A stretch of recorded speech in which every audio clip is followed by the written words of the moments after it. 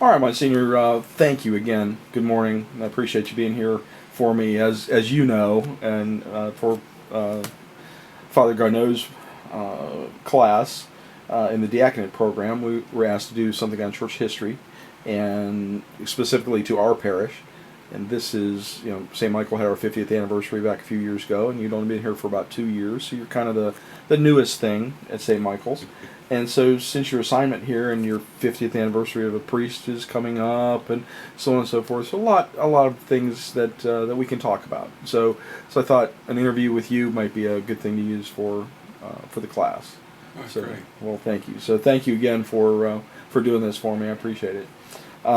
So, to start off with our questions, first question I have for you this morning is: when did you first know that you wanted to be a Catholic priest? Well, I would rephrase that, and it's more like, when did I know that I was being called to the priesthood? And the first, I was in 8th grade, going into 9th. My brother was a member of the Third Order of St. Francis, and they were having a retreat. And so he wanted to just take me with him on the retreat, and I did.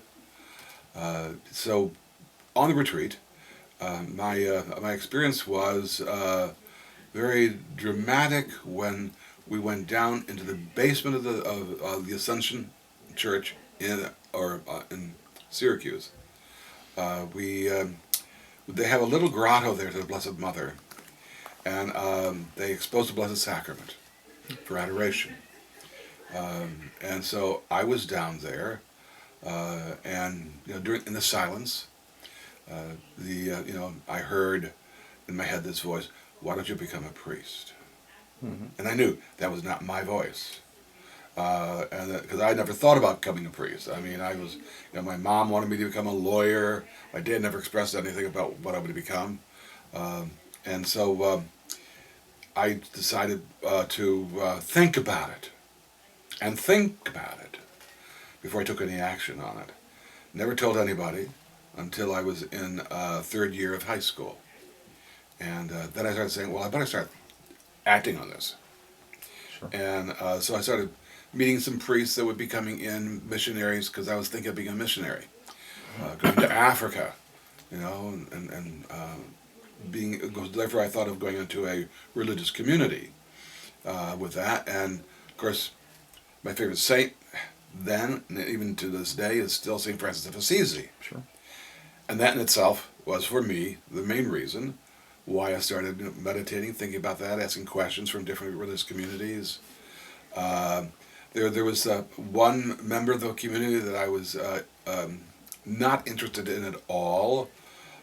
He was talking about not the ministry, but he was talking about, well, we know how Americans like to recreate and vacation, because you won't be getting home every year, and so they talked about having a nice setup for the priest to retire. And I said, no, that's not me. That's not what I'm looking for. And so I just said, well, you got to scratch his community off my list. Yes. I went to the Franciscans up in Olean, where they had a theologate. And then I finally decided on the conventual Franciscans because they were the ones where I went on the retreat. The retreat, this Assumption in Syracuse. There was one person in particular, Father Dunstan McDermott, who was a jovial man. He loved the vocation of priesthood. I just thought to myself, that's who I want to be also. I want to be happy with my priesthood, and I have been. And love the people, and I have tried to do that. So it's been for me, a journey. When did I decide on it? I guess actually, as I went to tell my mother and father about it, Dad was raised an Anglican, but his father or mother died when he was 1 year old, and the other parent died when he was 9. So he was an orphan, and the Church of England just broke up the family and sent him to work on a farm in Canada as an indentured servant until he was 21 years of age. And some of the stories he used to tell, were very difficult to hear and listen to. Sure. Because obviously, whoever owned the farm was making a pretty penny on him being there, Yeah. and didn't spend too much on him. I remember saying that we didn't have shoes, we had bare Wow. feet, and it was a cow a dairy farm. And he, one time I says, well, what did you do in the wintertime? He says, well, when the cows would take a plop, he'd warm his feet in the plop. Wow. Yeah. And so it was a hard life. Sure. So when he came 21, he wanted nothing to do with the Anglican Church, nothing to do with Canada as well. And he hightailed it across the border, became an American citizen. And I guess part of my passions have all derived from my father. Passions for the poor, passions for those who are coming into the country, immigrants. Passion for education. I remember one day coming home and seeing Dad reading a dictionary, just so he could, improve his vocabulary. Sure. Impressive. Those are the kind of things that impressed me. So when I asked him about, I would say, well, I thought he'd be the toughest nut to crack, Yeah. and yet he wasn't. He said, "Son, it's your life. Choose what you want." Now my mother, she was the Catholic. She said, "Oh no, oh no." She didn't have to say it, but I knew exactly why, because she wanted babies. Sure. But my brother took care of that for her. There you Gave go. her 5, so that's more than enough. Sure. But so when I had to make the decision, I guess when I got accepted as a Franciscan, Glenville Franciscan in Middleburg, New York, that was where the novitiate was at that time. They had purchased a farmhouse, renovated it, and so that became the novitiate. And so I was there for a year. I was right out of high school, went into the program. I thought it was a very good program. We learned a lot about St. Francis of Assisi. We learned a lot about prayer. We learned a lot about the history of the Franciscans, history of the church. So I thought it was a great experience. And so during that time, I said, yes, I want to become a Franciscan. And at the end of that 3 years, or at the end of that year, 3 years later, after that, I was made a solemn profession. And I was already in St. Hyacinth's College and Seminary in Massachusetts, Granby, Massachusetts, and was educated there for 4 years. It was a Polish province seminary. And then when we went to theologate, it was at St. Rensselaer, New York, the St. Anthony on the Hudson. And it was there that I learned a lot more about St. Anthony on Padua, what it was named after. Really, I love St. Francis of Assisi even today. He is my favorite saint. Sure. So I find myself, still a Franciscan at heart, even though 34 years later, I decided to become a diocesan priest. And when people ask, why did you become a diocesan priest, my comment basically for them is, well, I was living as a diocesan priest. When I joined the Franciscans, I thought I'd be living in community. But, I became pastor at Castle Hayne. Mm-hmm. And for 8 years, I was with another man who, would get up in the morning. I wouldn't see him rarely. He would hop off to the Outer Banks area to minister to people there in the Salter Path. He's a good man. It's just that he was into his routine. Sure. So I never saw him. He would come home late at night. I would be already in bed. So I said, well, if I'm living like a diocesan priest, I might as well become a diocesan priest. Sure. Of course, I never told anybody that.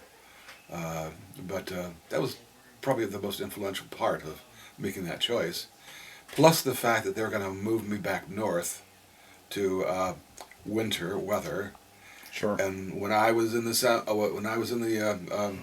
I told myself, if I ever get down south, I'm never coming back north. And because I had 3 instances where it scared the living daylights out of me driving, and I just didn't want to have that happen and end up one of the statistics to bad weather. Sure. So, Sure.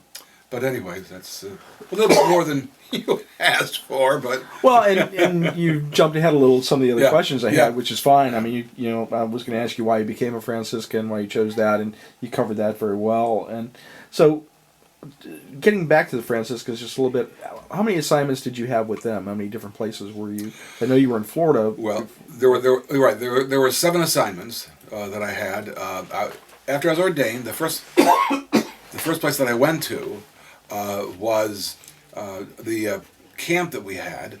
Some family had given the Franciscans the charge to have a mass at least once during the summertime for the people of the lake. And we did that for years, and the year when it came I had to be ordained, they asked me if I would, be in charge of the crew. The friar, who was, I guess, the one who had all the knowledge about what to do up there, just says, well, you can cook, you can do whatever you want. So I chose cooking. So there was a developed part of the crew. And that June, I went to Canada. So one lesson learned: never volunteer. Yes. Yes. You might go. Yeah. So having gone to Canada, I went to what at that point in my life was a large parish, St. Raphael in Hamilton Diocese, Burlington, Ontario, and I was there for a year. Well, the pastor was interested in me going to Worldwide Marriage Encounter. I went to Worldwide Marriage Encounter for the weekend, and then after the weekend, the founder of Worldwide Marriage Encounter, Chuck Gallagher, gave the weekend. Of course, at that time I was very ignorant. I didn't know who he was, just another priest. Yeah.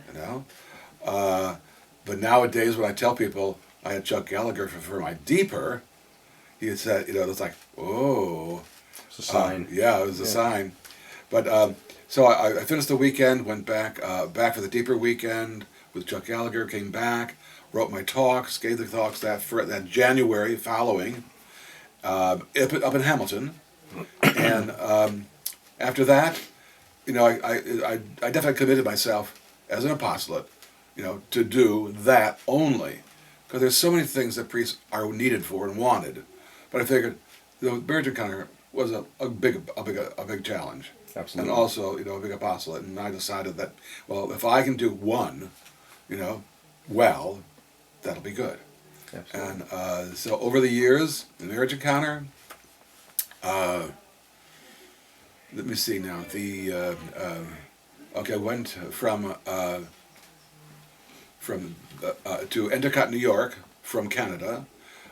They put me with an older priest and told him that I was given free permission to do the weekends, and so I did. Didn't get a lot of weekends, but what they needed in that area, I did for 5 years, and then I went down to Trenton, New Jersey. And then after that, I went down to St. Augustine, Florida. Then after that, was sent to Castle Hayne, here in North Carolina. And it was 4 years, 2 terms, 8 years total as a pastor there. Loved the parish, loved the people. I coaxed them for years to do a fundraiser. And my idea was, well, the Greek Orthodox Church has a fundraiser that's very successful. Well, why don't we have a Polish festival? Because St. Stanislaus Kostka is the name of the church. And I remember some priest having asked the bishop, why did you ever choose St. Stanislaus for the name of that church? And he was told, because my middle name is Stanislaus. All right, and it's like, so I tried, bringing back, rather than just saying Stanislaus, St. Stanislaus Kostka on the letterheads and stuff like that. But now it no longer, is got a large Polish community there. Oh, sure. Sure. But they started the November, might be this weekend, as a matter of fact. They're having it down in Festival. The festival. But really, I've been down there since. It's good renewing friendships down there. The people that in the parish. Some of the people that I love dearly have died since. Sure. And I guess that's on our agenda somewhere along the line. Just hoping that it's going to be not a mine right away. Absolutely. Which is one of the reasons why I lost all the weight, to be able to minister, for more years. Mm-hmm. I was going ahead of the game anyways. But then I decided when they were going to send me back north, that I says no. I says, I love the people here in the diocese. I love the priests in the diocese.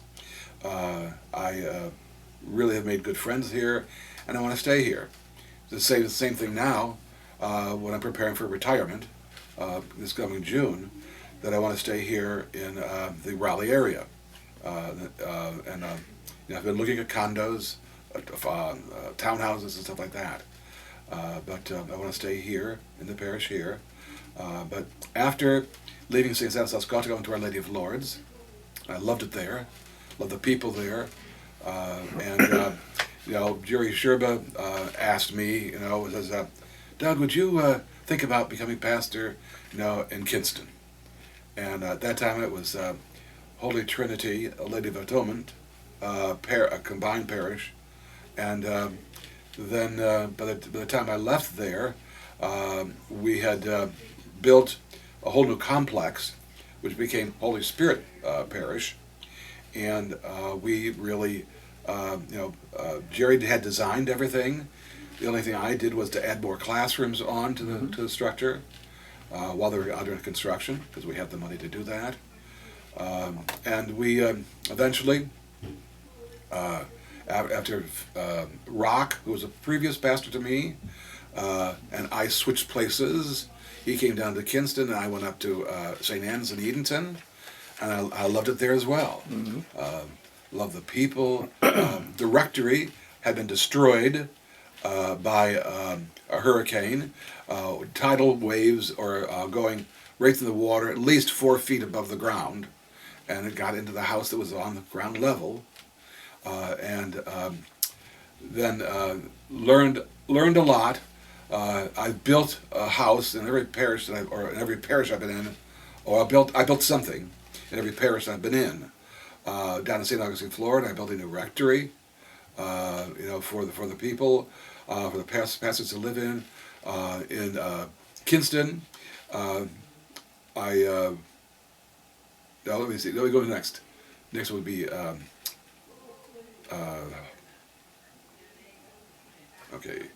it's Castle Hayne. Castle Hayne, I built a new church there, or I got designed it and was starting to do it, and then one of the priests from the Conventual Franciscans was asked to, take over as pastor there, and he was there, and I took his place. That's Brian Cullinane, and from there, I went and did up to Kinston. Then from Kinston, I went to St. Anne's. And from when I built the rectory there in Kinston, I built the whole parish complex, and then from there went up to in Kinston, built and did that rectory right on the edge of the water there. The hurricane had taken down a whole row of houses right next to the water, and there was one house that the land never got purchased, and so I had a clear view of the water. Had a nice porch that I built, so I sat there on the porch, sit in my office in the morning. Beautiful place to do it. Just beautiful. But then I was called from St. Anne's. Bishop Burbage came and said, Doug, would you do me a favor? And he says, I'd like you to become the pastor over at St. Michael's here in Cary. And says, I bet you whatever you want, I'll do. And then what happened was he said, call me in 3 days. So I called him in 3 days. He says, well, what's your decision? Same as it was the other day. And it was a dead silence on the phone because I think he'd forgotten that. I told him, whatever you want me to do, I'll do. Yeah. And so I did him that favor and went to St. Michael's. And at that time, I think he wanted me here to be a healer, and to help heal any wounds that people had. And I did. I just loved them. I've always found people who I could love, and then I've always found people I could pray for. Which we were talking about earlier about my mug. Yes. Yes. The staff gave this to me, and I've continued to use it because it's one of those silent things that when you're talking with someone who's having difficulty or a problem, giving them counseling, hearing their confessions in this office, I've been able to just silently plant the thing, pray. And, so the staff knew this, and that's why they gave this to me as a gift. Well, interestingly enough, in the very beginning of our interview, one of the things you talked about when you were discerning the priesthood was the quiet. Yes. And the message of that quiet. And that's a big piece of that. Well, it sure is. And matter of fact, right now I'm reading a book from a priest from Africa called Silence. It's actually a cardinal.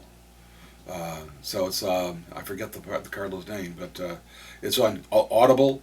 So it's like I don't really see the name every time I pick it up, but he has a lot of good things to say about silence in the liturgy, silence in our own prayer life, and so I've become a great proponent of people praying and taking time to just encounter the presence of God, in their daily lives. Absolutely. Yeah. Absolutely.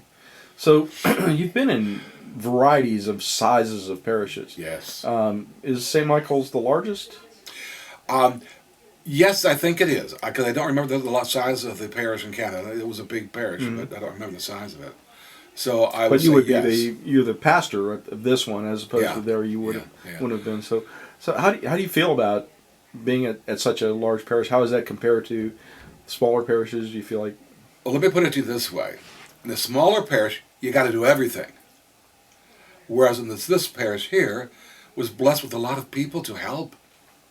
And so I can do this. I can do a lot more of the things that I really feel I have the best abilities for, and that is for marriage counseling, for spiritual direction, for hearing confessions. Matter of fact, I always have this on my side of my chair when I'm talking with them, because inevitably they'll say, "Father, can we go to confession?" I said, "Sure, you can."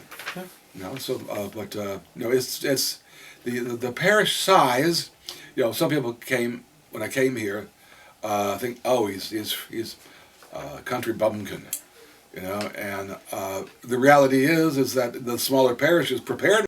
Okay, but I also realize too that once I'm, I guess, evangelizing the adults, that needs to pass on to the children, and so the next interest that I wanted to start working on was also faith formation for the youth, and we're still working on that. We're still trying to have a better program. We got a lot of adult faith formation programs going on. And one thing I learned was that the people who really needed to hear it weren't coming because they had young children. And so then we got interested in going to I'm trying to think of the name, Ascension Press has form.org. Right. And so we've been purchasing for any parishioner who wants to have that ability to be able to go there, do it at home. And I've been encouraging husbands and wives to get this program on there. Like the one that touched me the most, the ones that we went to, is the one on the Eucharist. Mm-hmm. It's a good program. I forget who the presenter was, but it was Lexicon, I think. Yeah. And then it was the Eucharist. The thing I enjoyed about that particular course was the fact that it was trying to make connections between the Old Testament and the New Testament on the Eucharist. And matter of fact, the other day I was upstairs with the RCIA, And one of the things I was telling them about was, if you haven't got informed, go on it. We pay for you to go to this so that you will be able to increase your own faith and pass it on to your family and your children. Matter of fact, just the other day with the pastoral council, we got into a big conversation about faith formation of parents being needed more in this parish. And yet we have a lot of things going on, but I guess the generation of young adults don't have the time to do it. Yeah. And you got to do it, so you got to provide it to them, so they can get educated. And a lot of people have said, Father, thank you for that form.org. Thank you for that particular video that you recommended. And so I know we're touching people, but we need to touch them more. Faith formation doesn't get the same amount of money that the school does, or the schools that we got here do. And I've been trying to, even encourage those who are teaching, that I would help pay for their education. The diocese for years has had the Perla Strep Fund, and could send people there to be educated. They come to me and say, Father, I'd like to take this course. Go ahead, take it. We'll pay a third for you. The diocese will pay the other third. The Perla Strep Fund was paying the other third. Wow. A wonderful gift to the diocese and to the laity, if they were interested. They're really interested.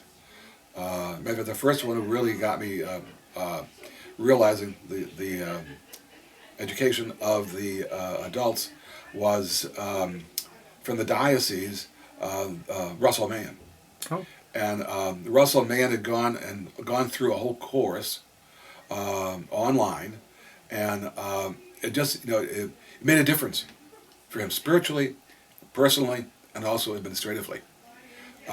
Becoming a really very pastoral person, good insights. Yeah. There's a lot just going on in my life that I'm continuing to do in retirement.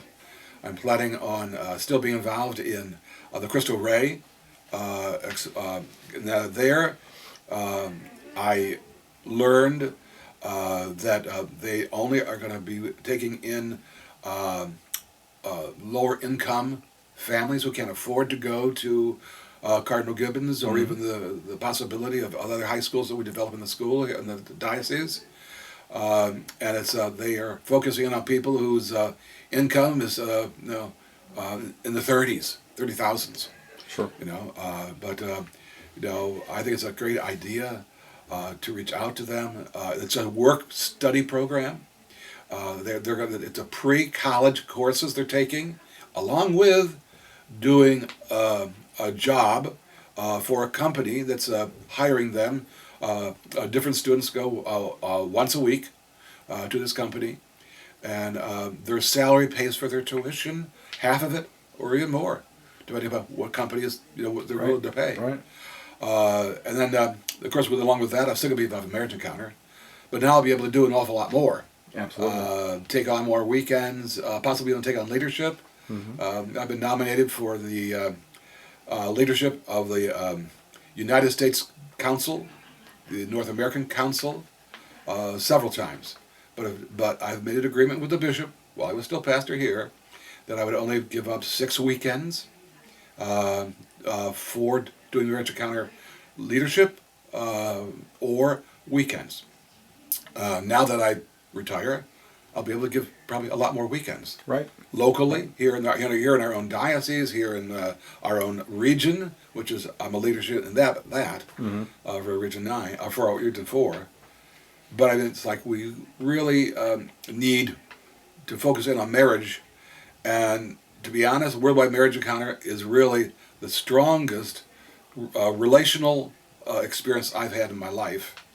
Calling me to relationship. And then also the other experience that I've had is with Wake County sponsors, trying to provide leadership for those who are poor, to recognize their own potential in being able to talk to and deal with power in the country or in their county, whatever. And one of the values that they focused in on in the first meeting I went to was relationships, similar to my interest in Marriage Encounter. Absolutely. And they wanted us to get to know to someone we don't know. And then at the end of the meeting, it says, find someone in this room you don't know, go and get to know him.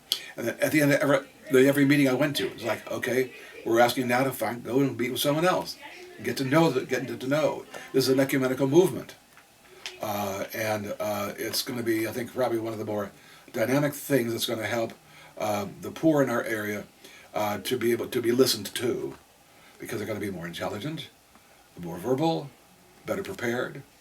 Absolutely. And even I learned something from them that hadn't thought of before, and that was that they came up with this stick figure, and it had like the arms outstretched and the legs were outstretched, and they had 4 areas of interest, and developing your own, they call it your body politic, your persona, and it says what has formed you. And it's like, what were the persons who formed you? What were the institutions that formed you? What were the aha moments in your life that formed you?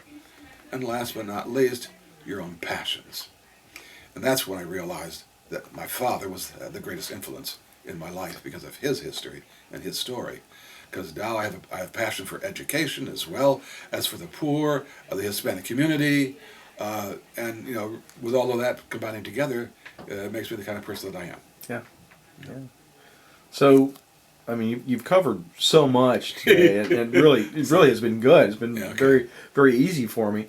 Last couple of things I wanted to talk about, though, was, so you've seen a lot in the 48 years you've been a priest. You've seen a lot in the Catholic Church and the priesthood and St. Michael's.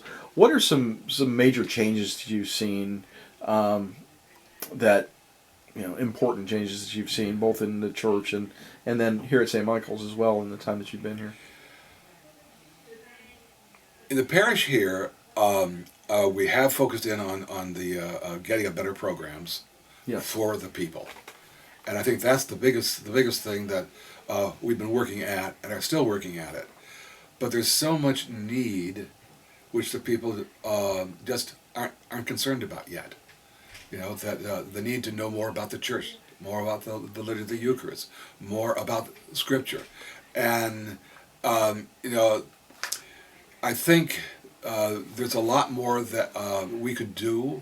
The parish council meeting last night, we were talking about how can we better educate the parents of the children who are in faith formation. I think one of the most disheartening conversations I've had since I've been here was for an interview for confirmation with a child who wasn't going regularly, and the parents weren't bringing them there.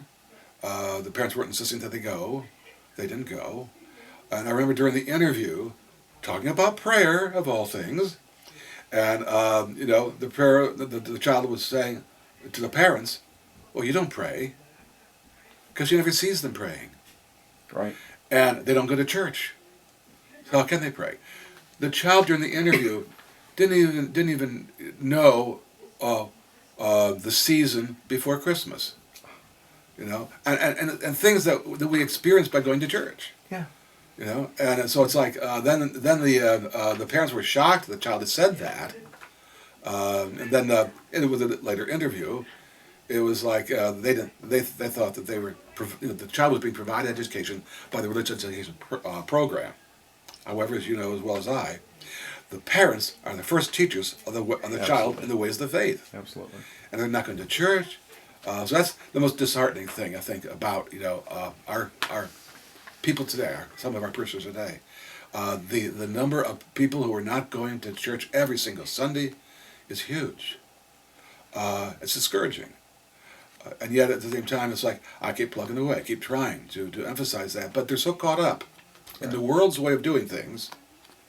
And, I believe very strongly that, reading the Genesis, with Adam and Eve and the devil,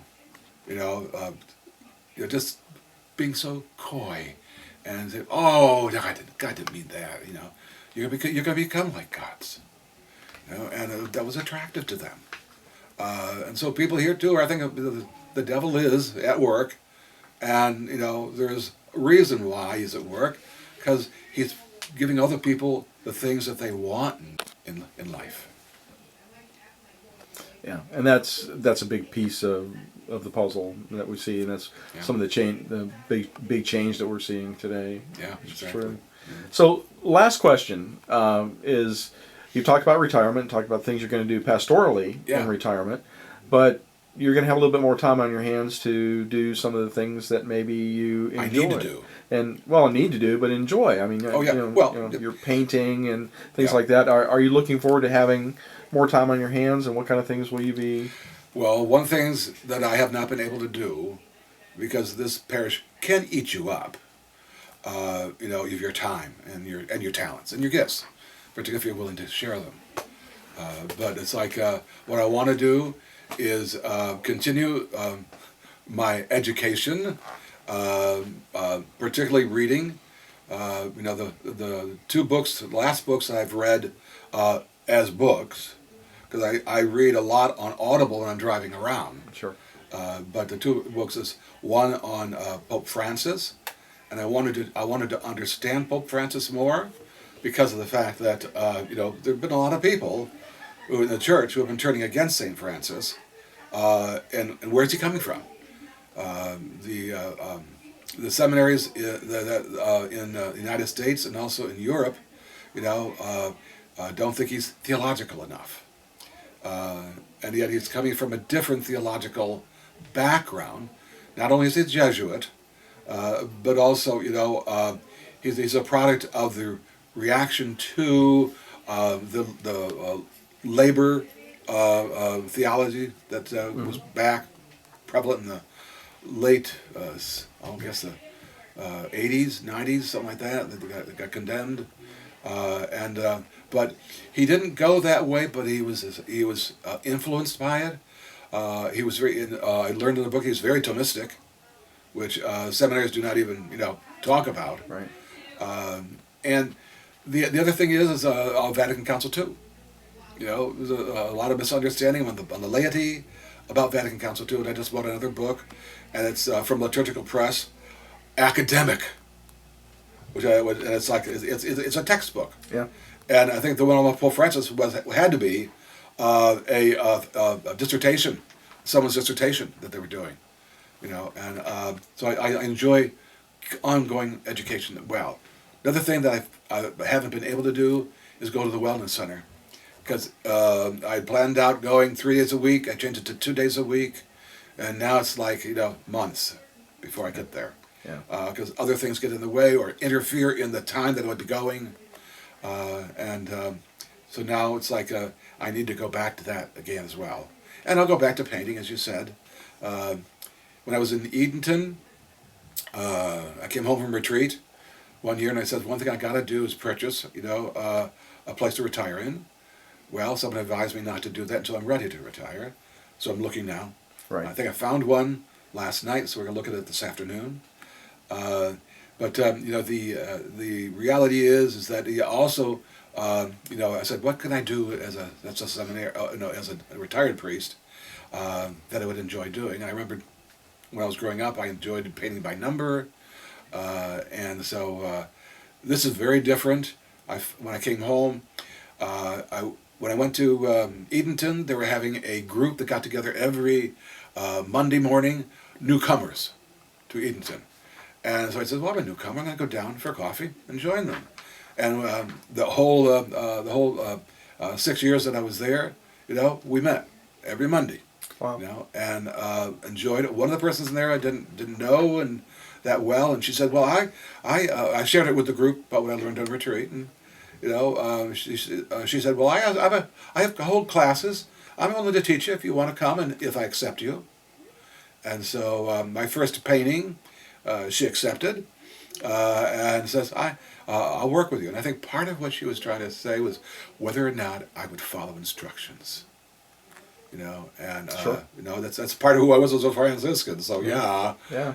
so I want to be able to help the diocese as well in my retirement, because I'm there were times when I wanted to give retreats as well. But, the only retreat that I ever gave was to the bishop down in Florida, in St. Augustine, Florida, wanted me to give a retreat for the staff. I did that. And it was on the documents for Vatican Council II. And that's the second book that I chose now. There's it's on Vatican Council II. The significance, what the Council Fathers really wanted to say, in Vatican Council II. So I haven't even started that one yet. It's a recent purchase, but I will be. Yeah. And the other, and then I still got to continue with Audible.